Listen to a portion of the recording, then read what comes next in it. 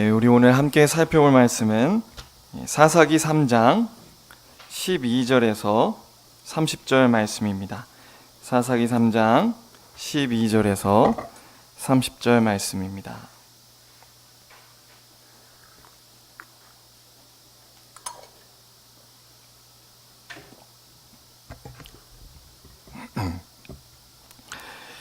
제가 읽겠습니다.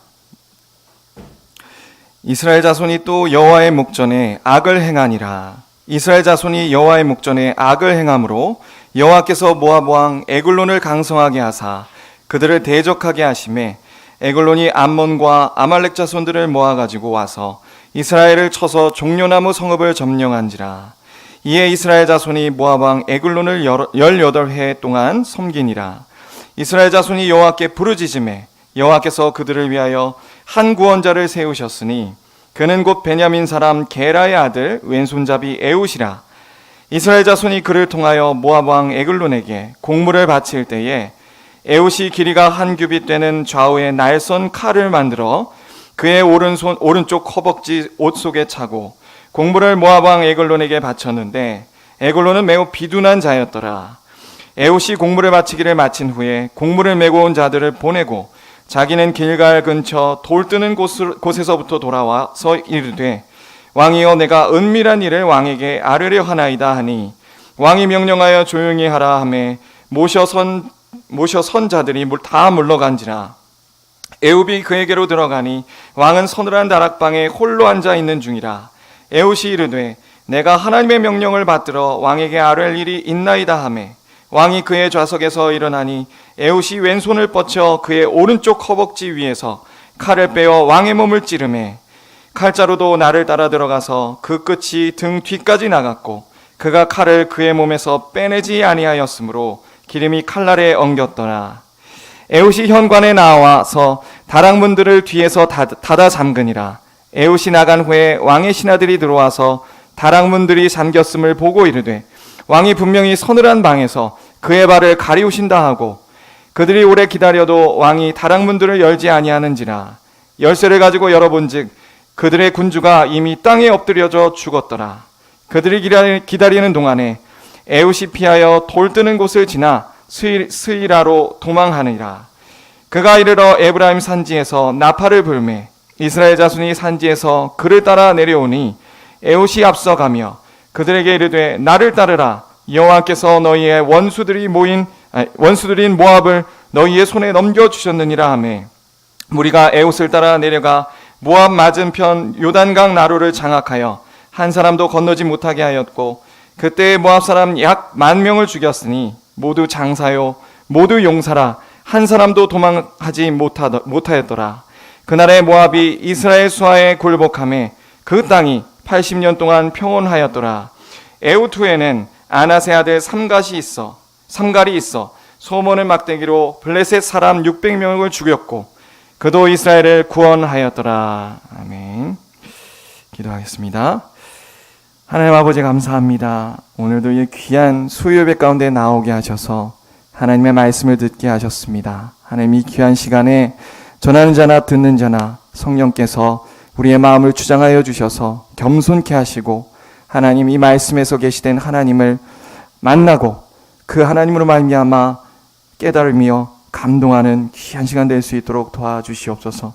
하나님의 은혜가 아니면 우리가 얼마나 하나님 앞에 큰 죄인인지 알지 못하나이다. 이 시간 은혜를 베푸사 우리가 얼마나 죄인됨을 알게 하시고 하나님이 우리 가운데 날마다 은혜의 손길로 붙들고 계심을 알게 하여 주시옵소서. 하나님 감사하며 예수 그리스도의 이름으로 기도 올리옵나이다. 아멘. 우리는 주일 오후 예배 때 이 사사기 설교를 해왔습니다. 그래서 사사기 안에 담긴 하나님이 어떠신 분이신가를 지금껏 배워왔죠. 오늘 본격적으로 이 사사 에훗과 삼갈에 대한 이야기에 앞서서 잠시 서론에 대한 내용을 짚고 넘어가야 될 것 같습니다. 1장부터 3장 6절까지가 바로 서론이죠. 하나님께서는 이 서론을 통해서 사사기의 모든 역사 가운데 이스라엘 백성들을 어떻게 다루실지를 미리 소개하십니다. 하나님은 이미 이스라엘 백성들의 악한 중심을 알고 계셨죠. 그들은 하나님의 은혜로 말미암아 여호수아를 비롯해서 그 부모 세대가 이제 가나안 땅에 들어와서 전쟁을 치르고 놀라운 승리를 거두었습니다. 그런데 그 은혜를 받은 지도 얼마 채 지나지 않아서 그 이스라엘 백성들은 하나님 앞에 범죄하면서 떠나는 모습이 그려지고 있죠. 겉으로는 부모 세대가 좀 더 나아 보이는 듯 했지만 사실 부모 세대나 자녀 세대나 언제든지 하나님을 떠날 수 있는 죄인의 세대였던 것입니다. 결국 그 부모 세대에서 앞에 드러났던 그 믿음의 균열이 말씀을 소홀히 여겼던 그 균열이요, 자녀들에게 이르러서는 완전한 우상 숭배의 자리까지로 이르게 된 거죠. 그래서 모두가 다 하나님 보시기에 죄인이었습니다. 그래서 하나님께서는 이스라엘 백성들을 다시금 우상 숭배의 죄로부터 돌이키시고 믿음의 훈련을 받도록 누굴 남겨두셨죠? 가나안 족속들을 남겨두셨습니다. 원래 하나님께서는 약속하시길 가나안 족속들을 다 쫓아내야 된다 약속하셨어요. 그리고 그들에게 전쟁하라고 명하셨죠.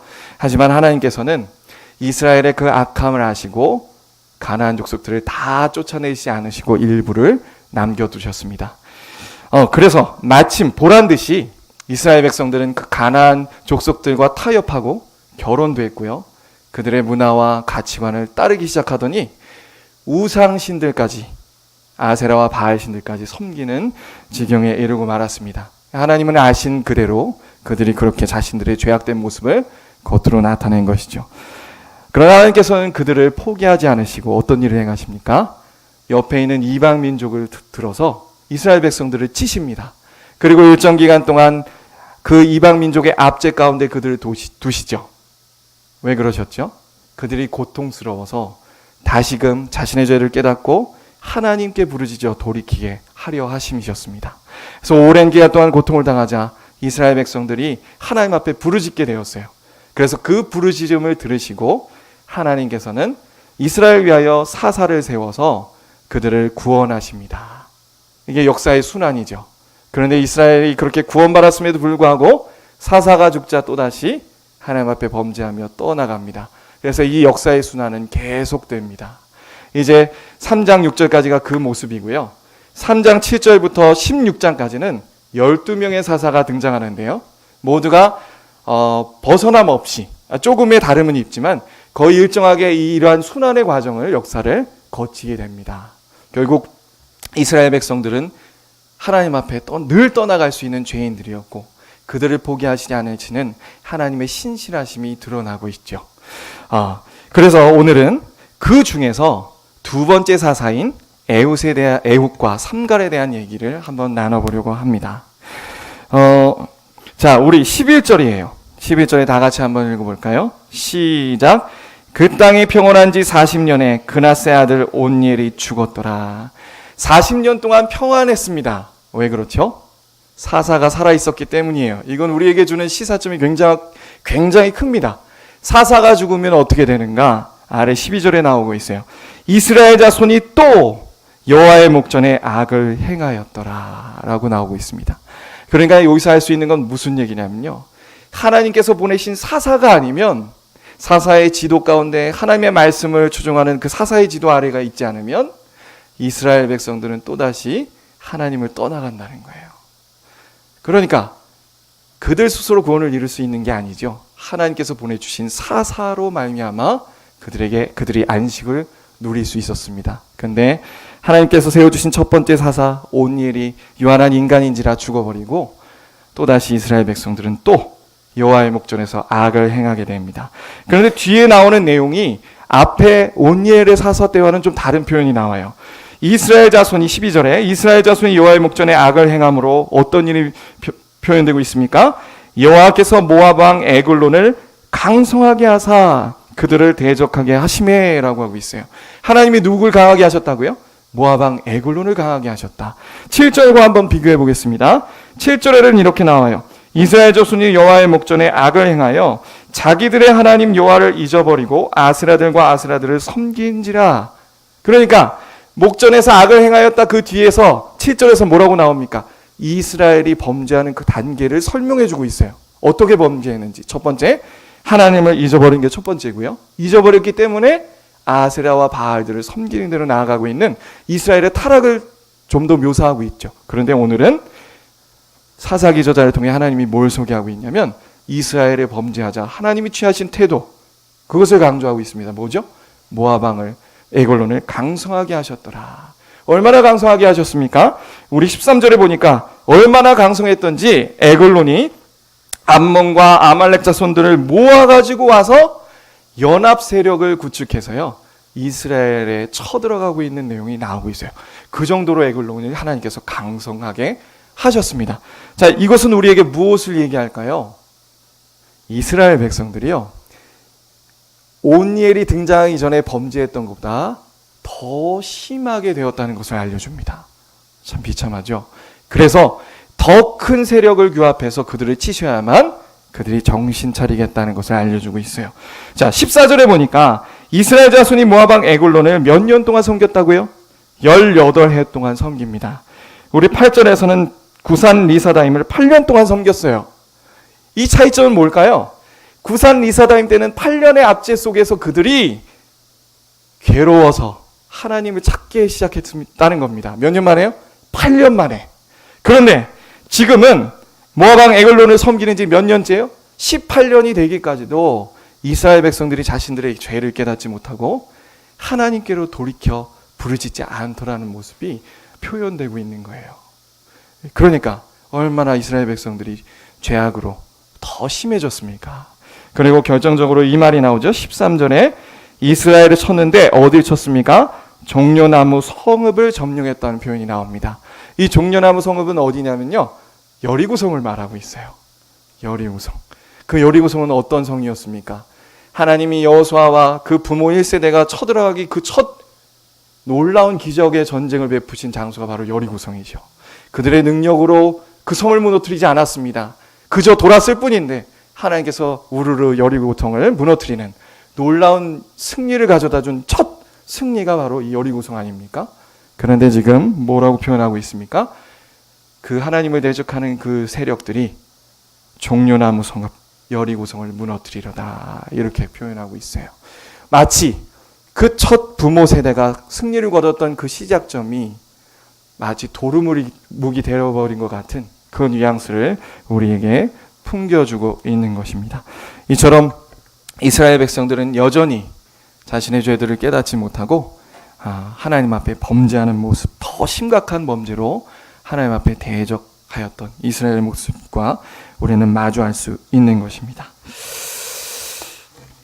자, 그런데 하나님께서 이런 이스라엘 백성들을 포기하셨나요? 그 역사의 순환 과정 가운데 보면 하나님은 포기하지 않으시죠. 그래서 하나님께서 드디어 부르짖게 만드십니다. 15절이죠. 이스라엘 자손이 여호와께 부르짖음에 여호와께서 그들을 위하여 한 구원자를 세우셨으니 그는 곧 베냐민 사람 게라의 아들 왼손잡이 에웃이라라고 표현됩니다. 드디어 이스라엘 백성들은 고통 중에 하나님 앞에 자신의 죄를 깨닫고 부르짖게 됐어요. 그래서 하나님은 그 부르짖음을 받으시고 드디어 또다시 이스라엘을 위한 사사 에웃을 세우십니다. 자, 이제 또 차이점이 등장하고 있어요.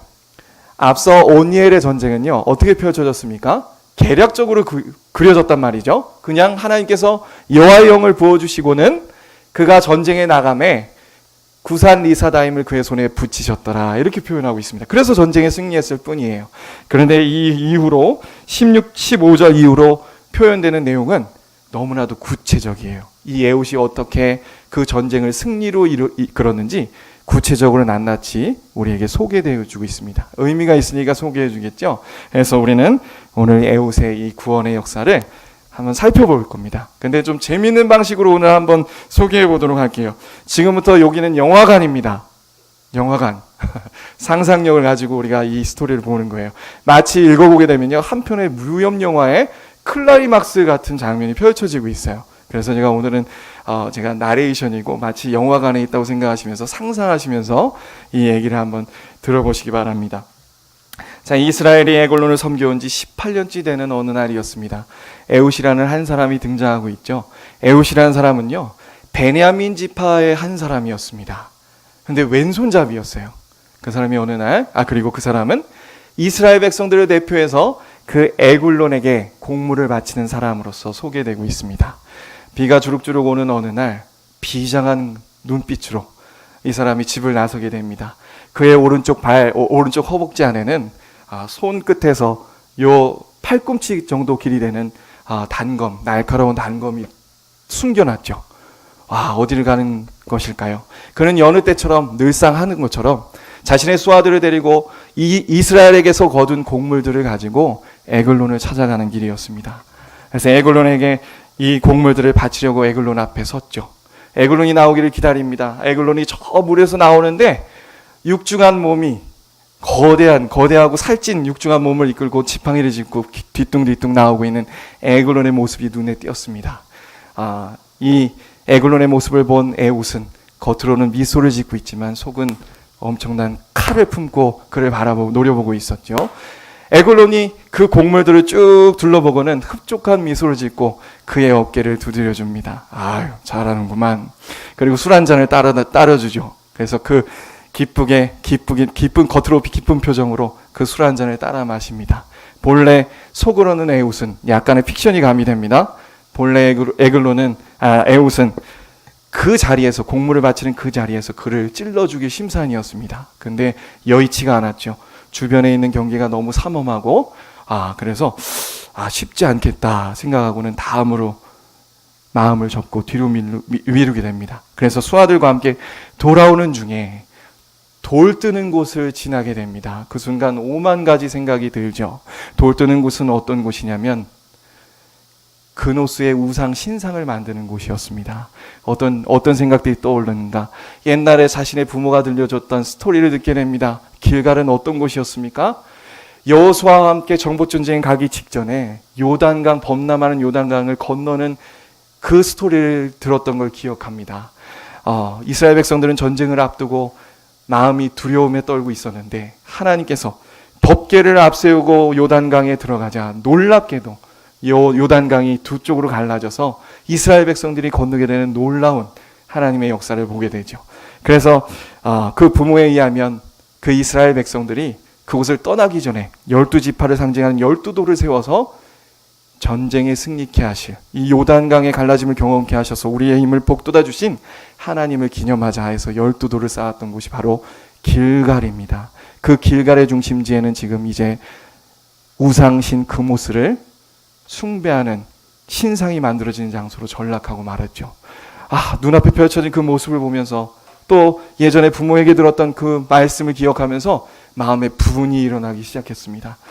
왜 더 분이 일어났는가 하면 그 악한 그모스의 제사는 정기적으로 어린아이를 바치는 제사를 치렀습니다. 그때 누가 그 제물로 드려졌을까요? 이스라엘의 어린아이들이 제물로 드려졌던 그 악함을 생각하고 분노가 치솟습니다. 그래서 자신과 함께하던 수하들을 다 돌려보내고 다시 그 자리에서 뒤돌아서서 에굴론을 다시 한번 죽이고자 찾아갑니다. 더벅더벅 들어갔죠. 그리고 그 문을 지키고 있는 두 사람에게 얘기합니다. 은밀한 일을 에글론 왕에게 전할 것이 있사오니 나를 독대하게 해달라. 그러자 그 둘은 전하였고 에글론은 흔쾌히 공물을 받아서 마음이 즐거웠던지 들어오라 합니다. 그리고 모든 사람을 다 물립니다. 에웃은 드디어 때가 왔다 생각하고 얘기를 하죠. 하나님께서 당신에게 명할 말씀이 있습니다. 참 놀랍게도 이 말을 들으면 경계해야 되는 것이 참 순리인데 에글론은 그 말을 듣자마자 기뻐하는 마음으로 육중한 몸을 일으켜 그 자리에 일어납니다. 그 순간 에웃이 정광석과 같은 빠르기로 왼손으로 오른쪽 허벅지에 있는 칼을 들어 칼을 그에게 날립니다. 정확히 그 칼은 심장을 관통하게 됐고 그 뒤에 등 끝으로 칼끝이 나아갈 정도로 분명하게 찔려 그는 그 자리에서 즉사하고 맙니다. 그리고는 에굴론은 여기 원어에는 등장하고 있진 않지만 이 말에는 등장하고 있지만 원어상으로 오물이 쏟아져 나왔더라라고 하고 있어요. 그 오물을 쏟아나와 악취를 풍긴 채로 죽어버리고 말았습니다. 에웃은 칼을 빼려고 했지만 기름에 엉겨서 칼은 빼지 못하고 문을 조용히 닫고 뒤로 도주하여서 에브라임 산지까지 내닫게 됩니다. 그 지키고 서 있던 경비원들과 신하들은 나오지 않지만 오물 냄새가 나는 거로 왕께서 발을 가리우신다라고 얘기하고서는 들여다보지 않았어요. 그런데 1시간, 2시간 지나도 안 나오자 문을 열고 들어갑니다. 들어갔을 때는 이미 에글론은 죽어 있었죠. 혼비백산하게 됐습니다. 이 모압 사람들이 혼비백산한 틈에 어떤 일이 일어나고 있었을까요?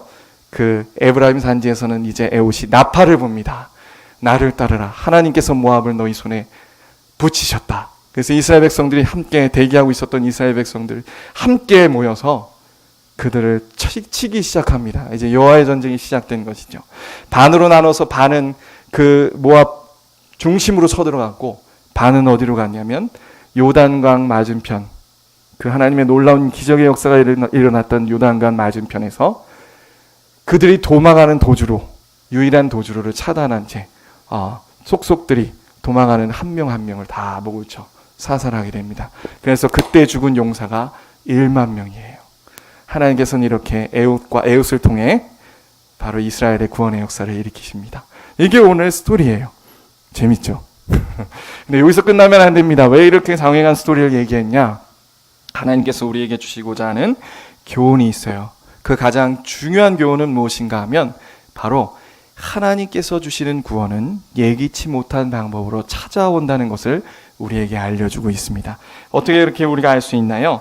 15절에 보니까 에웃이 베냐민 사람 게라의 아들 왼손잡이 에웃이라고 소개되고 있습니다. 이건 문학적인 표현으로 굉장히 아이러니한 표현인데요. 베냐민 지파는 원어상 무슨 의미죠? 오른손의 아들이란 얘기예요. 오른손의 아들. 그러니까 지금 무슨 얘기냐면 오른손의 아들들의 그 지파 가운데서 하나님께서는 왼손잡이를 들어 쓰셨다는 표현입니다. 그런데 이 왼손잡이도 원어를 보면 그냥 왼손잡이가 아니에요. 오른손을 못 쓰는 사람이라고 정확히 나와 있습니다. 그러니까 그에게는 장애가 있었던 거예요. 오른손을 어떤 영문인지 못 쓰게 된 사람이 그때로부터 왼손을 쓰게 됐겠죠. 그래서 하나님께서는 이 왼손잡이 에웃을 들어 쓰는 거예요. 누구도 예상치 못한 왼손잡이 에웃을 들어 쓰고 계십니다. 성경에서도 보면 오른손은요 긍정의 표현이고요, 왼손은 부정의 표현입니다.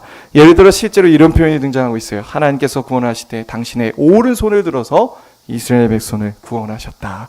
왼손이 사용되지 않아요. 또 하나의 신뢰가 있죠. 야곱이 이제 죽기 직전에 요셉의 두 아들을 축복했습니다. 그런데 어떻게 축복했죠? 두 손을 엇갈렸어요. 원래 오른손으로 누굴 축복해야 되는 겁니까? 장자인 므낫세를 축복했어야 합니다. 그런데 그것을 알았던 야곱은 손을 엇갈려서 차자인 에브라임을 축복했습니다. 그리고 장자인 므낫세는 왼손을 축복했죠. 그 모습을 보고 요셉이 항의합니다. 아니 아버님, 그거 안 됩니다. 무엇을 말합니까? 유대인들 사회에서도 오른손이라는 것은 굉장히 긍정의 표현이요, 하나님의 구원의 능력을 상징하고 있는 그런 의미를 담고 있었습니다. 그런데 이스라엘 백성들 가운데 이런 생각들이 있음에도 불구하고 하나님께서는 그 왼손잡이를 사용하고 계시는 거예요. 어디 에웃뿐이겠습니까? 자, 우리 뒤로 한번 넘겨보겠어요. 31절입니다. 31절에 누가 등장하냐면 아낫의 아들 삼갈이 있습니다. 그가 소모는 막대기로 블레셋 사람 600명을 죽였죠. 칼도 아니고요, 이 전쟁 무기도 아니고 단지 소모는 막대기로 600명을 죽이신 하나님. 하나님이 함께 하시면 그 무기는 아무런 걸림돌이 되지 않죠. 그런데 중요한 건 거기에 있지 않습니다. 학자들에 의하면 삼갈이라는 이름은요 이스라엘식 이름이 아니래요. 네, 이방인의 이름이라고 합니다. 그리고 또 그 근거를 더 들 수 있는 게 아낫의 아들이라고 하는데, 아낫이라는 이 용어는요 뭐냐면 그 아세라 여신의 줄임말이랍니다. 그러니까 아세라 여신의 아들 삼갈, 그러니까 아세라 여신을 섬기진 않았겠죠. 그런데 이렇게 굳이 표현하고 있는 내용은 무엇입니까? 바로 출애굽 당시에 이스라엘 백성들만 나온 게 아니고 수많은 잡족들이 나왔다고 했어요. 아마 추측컨대 그 가운데 있었던 어떤 이방인의 자손이라고 학자들은 말하고 있는데요. 분명한 건 무엇이냐면 그 이방 족속을 하나님께서 이방인의 한 명 삼갈을 들어서 이스라엘을 구원했다는 거예요. 놀랍죠? 하나님께서 아무도 예상하지 아니한, 유대인 민족은 이방인을 보면 개와 돼지로 여깁니다. 그런데 그 개와 돼지로 여겼던 그 이방인을 들어 하나님께서 이스라엘 백성을 구원하는 장면이죠. 이처럼 하나님께서는 예기치 못한 구원의 방식으로 당신의 구원을 이끌어 가십니다. 우리 특히 12, 13절을 연구해 보면 놀라운 구원의 방식으로 하나님이 역사하시는구나를 다시 한번 생각할 수 있어요. 12, 13절에 어떤 내용이었죠? 하나님께서는 분명 그 에글론 모압 왕, 그 모압 족속을 강성하게 하셨습니다. 그러면 에글론이 어떻게 생각했을까요? 그래서 연합 족속을 이끌어서 이스라엘 백성을 쳤죠. 아마 아나무인이었을 겁니다.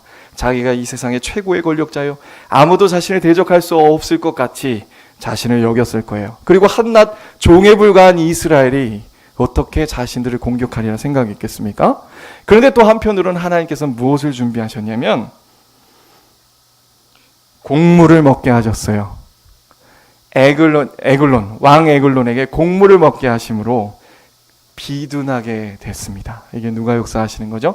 하나님께서 그를 살찌우시는 거예요. 재밌게도 그 에글론의 이름은 송아지입니다. 그러니까 지금 어떤 형국이냐면 하나님께서는 그들을 강성케 해놓고 에글론을 교만하게 하셨습니다. 전혀 그 에웃이 혼자 독대할 때도 얘가 설마 나를 죽이려 생각지 않았죠. 그리고 왜 생각지 않았습니까? 그가 익히 오른손 못 쓰는 장애가 있음을 알았어요. 그렇기 때문에 아무런 제재 없이 독대할 수 있었던 겁니다. 그리고 하나님께서 에웃을 신뢰를 얻게 하셨죠. 그리고 한편으로는 그 이스라엘이 바친 그 곡물을 통해 점점 비둔하게 되었습니다. 그는 탐욕한 자였어요. 얼마나 탐욕했던지 가혹하게 이스라엘 곡물을 거둬들였고 악한 폭정을 일삼았죠. 그 비둔했더라는 것은 그것까지 포함하고 있는 말입니다.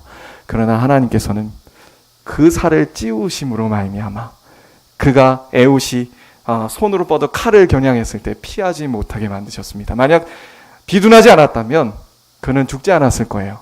그는 기가 막히게 그는 비둔한 몸인지라 피하지 못하고 그 자리에서 즉사하고 말았죠. 이 모든 것이 하나님의 섭리 가운데 구원이 이루어지고 있어요. 우리의 예상치 못한 방법으로 하나님께서는 이스라엘 백성들을 구원하시고 에글론을 심판하고자 역사를 이끌어오고 계셨습니다.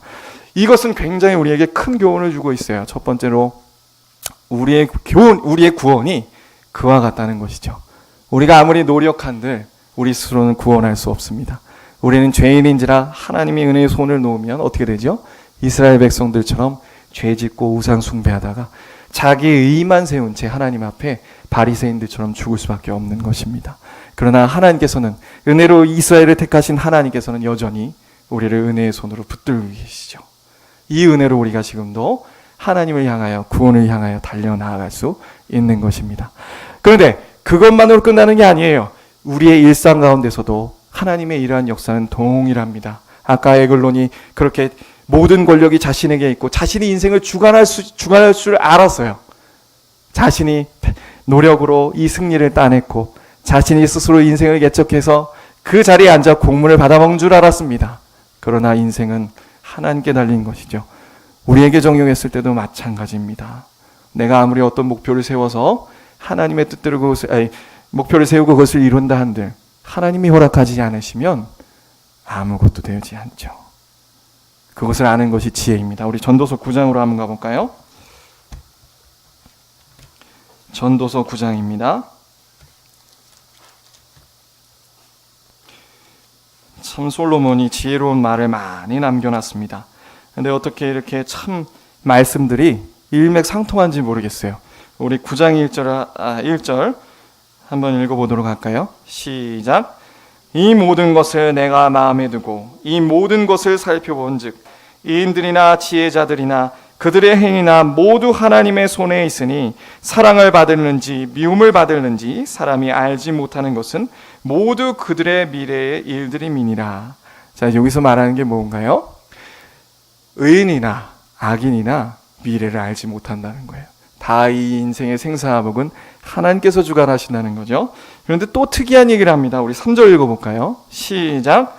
모든 사람의 결국은 일반이라. 이것은 해 아래서 행해지는 모든 일 중에 악한 것이니 곧 인생의 마음에는 악이 가득하여 그들의 평생에 미친 마음을 품고 있다가 후에는 죽은 자들에게로 돌아가는 것이라. 여기서 좀 우리가 납득하기 어려운 부분이 있어요. 의인도 미친 마음을 품고 산다는 거예요. 악인은 당연한데요. 의인도, 모든 사람, 의인을 포함한 모든 사람은 지금 살아갈 때 어떤 마음으로 살아가냐면 악이 가득하고요. 평생에 미친 마음을 품고 있다가 죽은 자들에게로 돌아가는 것이라. 아니, 의인인데 어떻게 미친 마음?